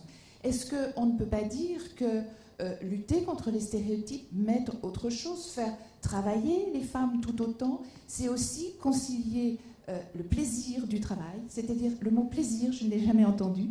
Il y a pouvoir et plaisir, et je crois que les femmes aujourd'hui veulent le pouvoir et l'amour, ou autre chose, mais en tout cas qu'elles veulent aussi un peu tout. Et donc, est-ce qu'il n'y a pas l'équation dans laquelle on ferait entrer aussi pouvoir, amour, plaisir, ce que je n'ai pas tout à fait entendu. Et puis, dernier point, dernière équation sur les quotas. Les quotas, pour moi, égale compétence. La cooptation égale promotion souvent de l'incompétence. Et je crois que les quotas doivent être vraiment assimilés à la recherche de nouveaux territoires d'excellence. Et pour moi, ça n'est pas synonyme éventuel de signes négatifs donnés à des femmes qui auraient été choisies pour leur sexe et non pour leurs compétences. Donc voilà, peut-être quatre équations sur lesquelles je voudrais savoir si vous rebondissez avec mon analyse ou pas. Non, moi, je viens juste dire un mot. Je trouve ça très très bien. Donc sur la transgression, moi je serais pour qu'il y ait plus de transgression à la télévision. Et j'entends en revanche à côté Rémi Pfimelin qui dit tout de suite « Attention, le CSA ». Et Sylvie Pierre-Boursolette qui dit « Oui, effectivement ». Non, mais la transgression, c'est pas juste le H. Non, c'est vrai, mais c'est vrai que dans la transgression, dans les programmes de télévision, c'est vrai qu'à des heures de grande écoute, c'est plus compliqué et qu'on réserve souvent la transgression au câble. Non, mais si je peux me faire la traductrice de la pensée de Brigitte Grésy, modestement, je pense qu'elle dit que dans les thèmes des séries abordées, on peut sortir des chemins battus et au lieu de faire des sujets un peu plus sûrs où effectivement les modèles de femmes sont ce qu'elles sont d'une manière traditionnelle, quitte à les agrémenter un peu quelquefois maintenant d'un métier, on peut carrément faire un saut et en faire des personnages aussi incroyables que certains hommes. Et que pour l'instant, c'est vrai qu'une certaine, pas banalité, mais enfin, disons, une certaine normalité, ou c'est pas ce que j'oserais dire le mot bisounours, mais enfin, les femmes ne sont pas généralement des personnages extraordinaires, sauf si on les cherche dans l'histoire. Parce que alors là, quand on met en scène dans les d'ailleurs, séries historiques passionnantes qu'il y a souvent sur France Télévisions, que ce soit chez Stéphane Bern ou ailleurs, on voit des femmes incroyables dans l'histoire. De leur temps, elles avaient un peu transgressé les codes et la manière d'être. Et elles font beaucoup d'audience. Et elles font beaucoup d'audience en plus. Et si on trouvait l'équivalent dans le monde moderne, et dans des séries ou des unitaires d'ailleurs, et d'ailleurs certains films de cinéma le font, et ça marche très bien en salle, je pense qu'effectivement le rôle de la télévision est plutôt de montrer les femmes qui auront un rôle, ou qui ont déjà un rôle absolument incroyable par rapport à la société d'aujourd'hui, d'aller de l'avant plutôt que de regarder en arrière. Et qu'avec ça, on peut transgresser. C'est pas en mettant les objets interdits, forcément la drogue, etc.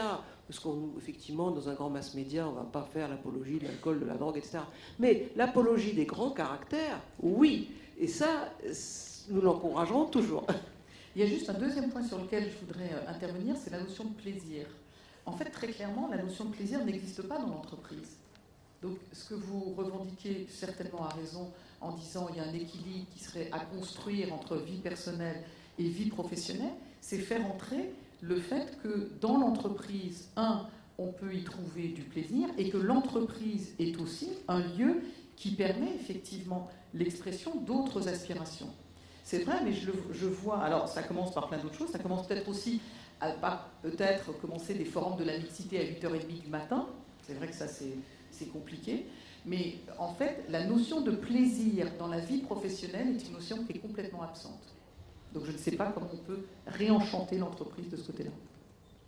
J'ai eu la chance, moi, de conseiller pour les aspects institutionnels Pascal Chaumeil et Sophie Réville, qui avaient tourné L'État de grâce en 2006, qui racontait la première accession d'une femme à l'Élysée, qui s'appelait Grâce, c'est Anne Consigny qui jouait le rôle, et son état, c'est qu'elle était enceinte. Donc elle pilotait le pays, notamment un débarquement au Vanuatu, depuis son lit de maternité. Il y avait de la transgression, il y avait beaucoup d'humour dans cette manière de présenter cette vie politique. Ça avait fait un bide absolu en termes d'audience. Ça n'avait pas marché du tout, alors que les projections de tests étaient plutôt encourageantes. Donc on voit bien que l'opinion là-dessus a bien progressé, avec aujourd'hui ce qu'on voit avec les hommes de l'ombre, globalement sur les séries politiques, et particulièrement là où les femmes sont très présentes. Et puis... c'est vrai que moi je fais partie des vieux qui sont invités régulièrement dans les émissions politiques. Et c'est vrai, je rejoins ce que Rémi disait tout à l'heure, c'est pas une question d'homme ou de femme, c'est que les jeunes se lever très très tôt pour une émission de radio, de télé ou d'aller le soir, ils sont pas spécialement motivés. Alors peut-être qu'ils sont moins narcissiques que nous, qu'ils sont nés dans un environnement de télévision et donc c'est pour eux moins magique. Mais moi je ne me sens pas poussé dehors. Par ailleurs, je vois beaucoup de jeunes journalistes notamment politique, dire oh moi je fais ça, je suis la politique, mais 4-5 ans, après je veux changer, hein, je veux faire de l'économie, je veux faire des sociétés, je veux faire de la culture, j'adore la culture. Or en politique, et Sylvie peut en témoigner, à moins de 5, 10, 12 ans d'expérience, on n'a pas vraiment le carnet d'adresse, on n'a pas vraiment l'expérience. Donc ce zapping professionnel, dû aussi à la précarité, on leur demande d'être polyvalents parce qu'ils sont appelés à changer qu'un soit de métier, ça ne les aide pas peut-être à nous pousser hors des plateaux télé. Plateau télé aussi, où on peut être très conservateur, quand on en a qui tiennent à peu près la route, qui arrivent à l'heure et qui bredouillent pas trop, on les garde. C'est vrai que de ce côté-là, il y a peut-être un peu de conservatisme. Je vais faire de l'auto-promo juste. J'espère que le CSA va me pardonner, mais pour parler des intervenants, vous savez tous que moi je fais un journal tous les soirs à 22h30 sur France 3, et on va me traiter de faillotte, mais c'est pas grave. Tous les matins, on se prend la tête parce que c'est dur, mais on essaye quand même de trouver des visages qu'on ne voit pas partout. On se prend la tête pour trouver des jeunes femmes, on se prend la tête pour trouver des jeunes. Et c'est un vrai boulot compliqué, long, pénible, de contact, de réseau, de chercher, de lire, de voir, de penser, voilà. Et c'est vrai que le confort voudrait que si on fait l'extrême droite, on va appeler tel sociologue qu'on a vu partout, parce qu'on se copie aussi beaucoup les uns les autres. Mais voilà, nous à 22h30, on a peut-être plus de liberté, mais en tout cas, sachez qu'en tout cas, sur certains plateaux, on fait des efforts pour essayer d'avoir, et ça fait partie de notre charte en tout cas de boulot, que d'avoir une représentation, une représentativité un peu plus juste de la mixité de la société. Voilà. Moi je voudrais juste réagir, Brigitte, autant sur les 3 premières affirmations, équations, j'ai rien à dire, notamment sur la première qui consiste à dire que c'est vrai que l'apport des femmes c'est une forme de transgression, et la 4e sur les quotas, je suis beaucoup plus réservé. Je suis beaucoup plus réservé parce que autant je pense que la question des quotas est très facile à afficher sur les émissions en disant je veux 30% d'expertes ou je veux des femmes qui jouent des rôles, etc. Autant dans l'entreprise, sur les postes de direction, en tout cas, moi je n'affiche pas de quotas. Que dans ma décision intime, à un moment donné, je privilégie, parce que j'ai une équation en tête pour le coup, mais je ne l'affiche pas et je ne l'afficherai pas en tout cas très clairement.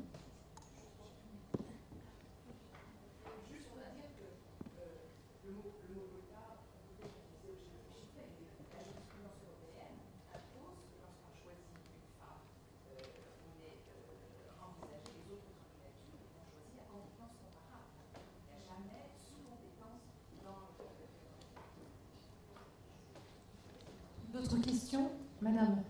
Est-ce que vous avez la voix qui porte? Ah bah, il y a le micro devant. Ah, excusez-moi. Ah bah, pardon, désolée. Je vous passe le micro. J'ai 2 questions. J'en ai une pour cette question de quota. En général, quand vous dites compétences égales, les femmes n'ont pas le même parcours que les hommes dès le départ. Donc vous arrivez avec des CV qui sont fondamentalement différents. Donc ça, c'est une question, je voulais savoir comment vous arrivez à la résoudre.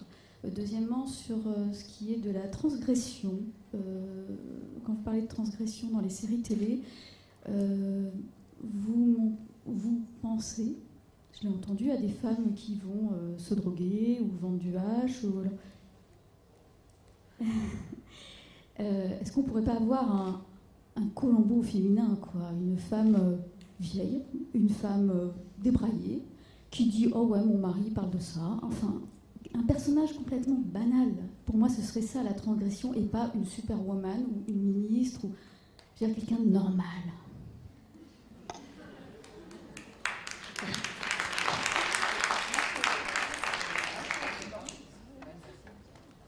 Peut-être simplement, moi je redis que moi j'ai une femme banale qui s'appelle Candice Renoir et que je trouve formidable. Pardon ? Mais salut. Ah, c'est pas un échec, pas du tout, non. Puis c'est pas fini, attendez. Elle vit des moments formidables. Oui, enfin, bon, non, moi je trouve qu'elle a... non, elle a une vie personnelle formidable. Sur les parcours, on a quand même aujourd'hui dans les entreprises, pour le coup, des parcours de jeunes cadres, hein, puisqu'on parle de ça, qui sont très en parallèle. et que ce soit dans les rédactions, que ce soit dans les services supports, je parle sous le regard de Muriel, on a aujourd'hui des jeunes qui montent parallèlement. Donc je ne crois pas qu'aujourd'hui, ce que vous décrivez en disant les femmes n'ont pas les parcours des hommes en début de carrière, je crois que ce n'est plus le cas. Je pense que c'était peut-être le cas il y a quelques années, mais aujourd'hui, ce qu'il faut, c'est faire franchir une étape à des gens qui sont cadres de service et qui peuvent devenir directeurs de service. Mais les cadres de service aujourd'hui, vous avez des hommes et des femmes qui ont des parcours très, très, très proches dans les, je dirais, les 10 premières années de carrière. Madame Lao. Bonjour, Katia Caméléon. Nous parlons de mixité, nous pouvons donc aussi parler de féminité. Donc les femmes sont des professionnelles, mais ce sont aussi avant tout des femmes. Comment, dans ce milieu-là, puisqu'on parle là précisément de la culture et des médias, comment les femmes gèrent-elles leur image, à savoir leur style, puisque c'est le premier élément de langage, le langage non-verbal. Comment est-ce qu'elles se débrouillent avec ça? Est-ce qu'on peut effectivement dépasser sans dommage un uniforme qui est masculin, si féminisé entre guillemets soit-il? Voilà, qu'est-ce que vous pensez de ça? Où on en est par rapport à ça? Vous avez séché tout le monde. Je faisais remarquer à Rémi, en accueillant Rémi tout à l'heure, je disais, regarde autour de nous, il y a un uniforme féminin de la parisienne, un peu exécutif, c'est le noir. Et on est régulièrement, souvent, tout le temps en noir. Et c'est comme ça, peut-être, c'est intuitif, que je répondrai à votre question. On gère notre féminité en ayant notre uniforme à nous, c'est le noir. Après, voilà. Vous n'allez pas dire que c'est le deuil éclatant de la féminité. Non, je n'ai pas dit ça, je dis qu'en fait on se conforme, il y a un code, il y a un dress code souvent chez l'executive woman, c'est d'être en noir, avec un peu d'accessoires, avec bien sûr un peu de maquillage, mais c'est comme ça qu'on nous attend, on essaye, voilà, on est soit en robe noire, soit en jupe noire, soit en pantalon noir, en ensemble noir, n'est-ce pas voilà. Donc j'ai entendu ma voisine qui ne disait rien. Non, je dirais que c'est surtout la victoire. C'est surtout la victoire. Rouge. Non, mais je crois que c'est surtout la victoire du pantalon. Ça ne fait plus aucune différence qu'une femme soit en jupe ou en pantalon. Voilà, on a conquis ça au moins. C'est vrai qu'un homme se mettrait en jupe, le pauvre, aurait plus de mal. Vous me trouvez discriminée? J'ai du bleu clair là. Est-ce que l'originalité vestimentaire est prisée en entreprise et en grande entreprise? C'est une vraie question. Chez les hommes comme chez les femmes, vous verriez un homme arriver débraillé, ça marcherait pas. Débraillé et originalité vestimentaire, c'est pas la même chose. Oui, je verrais bien Rémi Plumelin en kilt arriver au bureau. Non, attendez, là, vous voyez, c'est pas la même chose. Écoutez, il serait considéré comme un moitié fou. Qui est-ce qui a le micro? Ça va être plus simple. Allez, ça marche, oui. Bonjour, je représente les réseauteuses, le réseau féministe comme Médiaculture qui est partenaire de cette conférence. On voulait vous dire quelque chose, on a entre 25 et 35 ans et on n'a absolument pas abandonné. On n'a pas lâché sur, je réagissais à Mme Herzberg et à M. Barbier, on n'a pas abandonné, non seulement on veut réussir, on veut que ce plafond de verre, on y mette fin. Non seulement on a les compétences, mais il y a peut-être quelque chose qu'effectivement on a intégré, c'est que la vie familiale, on ne peut juste pas la rayer. Donc ce qu'on demande, c'est peut-être un peu plus de partage. En tout cas, je n'aurais pas l'indiscrétion de demander comment est-ce que vous avez géré vos vies pour arriver à ces responsabilités. Mais voilà, comment est-ce qu'on fait au quotidien pour se dire que justement, il y a des enfants dans une famille et on n'en fait pas une croix juste pour y accéder au poste de responsabilité. Comment est-ce qu'on partage ça pour y arriver? Donc nous, c'est notre combat.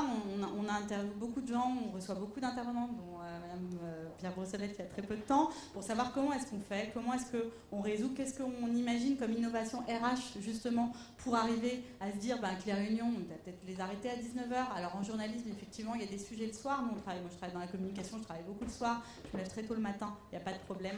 Mais c'est juste comment est-ce qu'on innove dans tous ces secteurs-là, et avec des gens qui sont, des femmes qui sont tout aussi compétentes que les hommes, parce qu'on a les mêmes diplômes. Et d'ailleurs, en termes de diplômes, je pense qu'en France, les femmes sortent souvent en haut des écoles, des bacs et compagnie. Donc je pense qu'il n'y a pas de souci là-dessus. Comment est-ce qu'on arrive à résoudre le problème? Comment est-ce qu'on innove complètement? Comment est-ce qu'on a de l'audace pour révéler ces femmes. Voilà. Ça, c'est notre combat de tous les jours et on est très web 2.0, très moderne. Il n'y a pas de souci, on va être là et on va tenir un peu pour que les choses changent dans les années qui viennent. Voilà. Super. 2-3 dernières questions et puis on arrêtera notre discussion.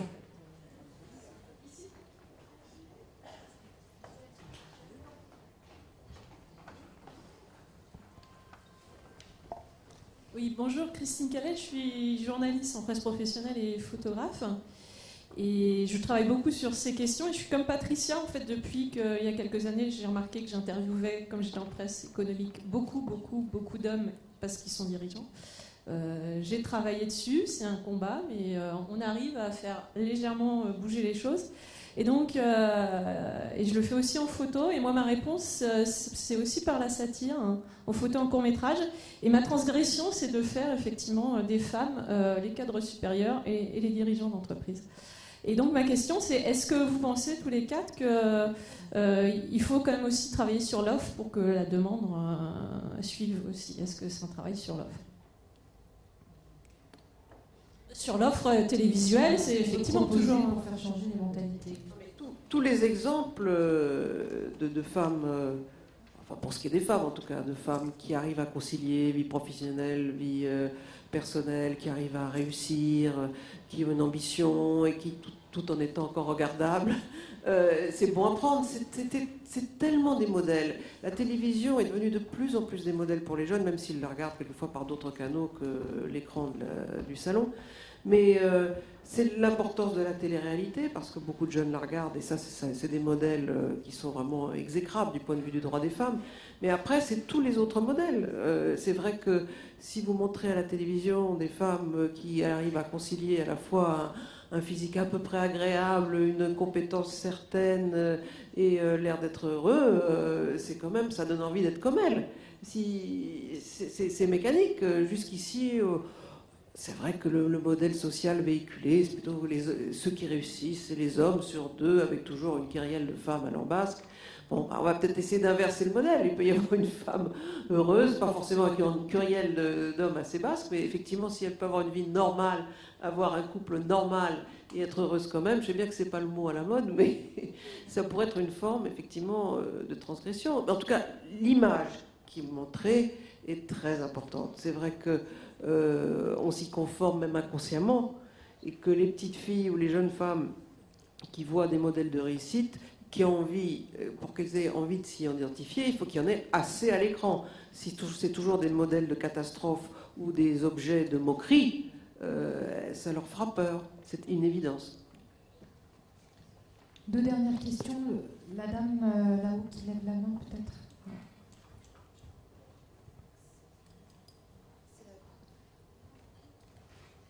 Oui, bonjour, Catherine Guyot. Je représente l'association ARVA, Association pour la recherche sur la ville et l'habitat. Donc le thème est mixité, diversité dans la culture.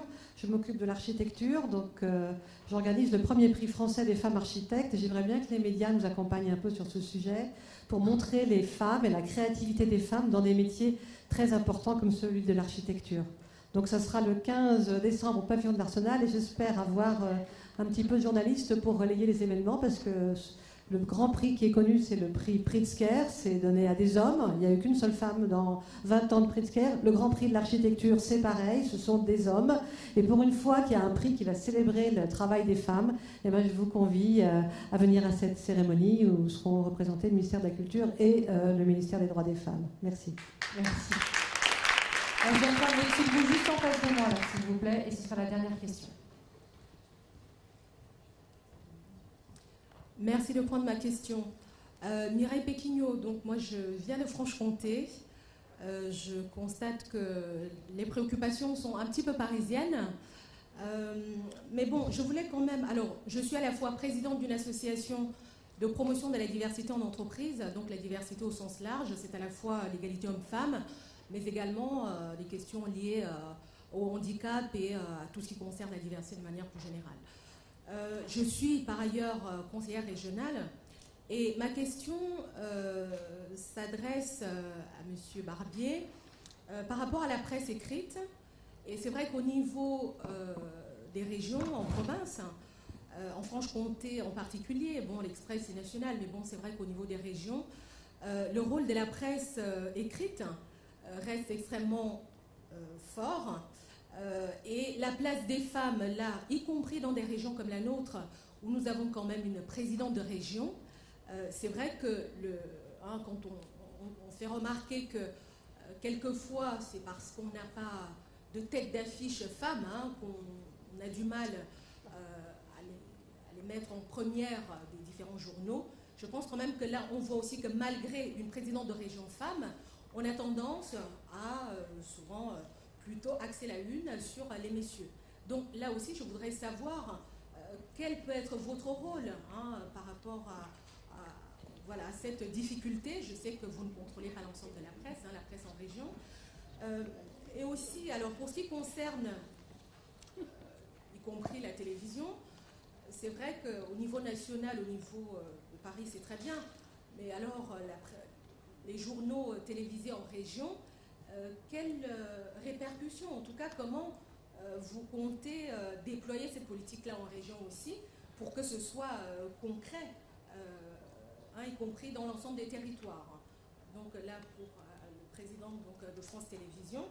Et pour ce qui concerne l'originalité, je me dis que finalement, la promotion, c'est bien d'imaginer, on va dire, des scénarios par rapport au rôle de la femme, ce qu'on peut emmener comme innovation.